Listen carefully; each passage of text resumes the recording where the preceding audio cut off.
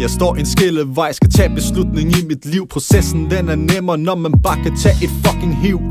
Tænd den op, ryg en joint, lad det hele flyve. Problemer for os svinder ikke, selvom du også ryger 7.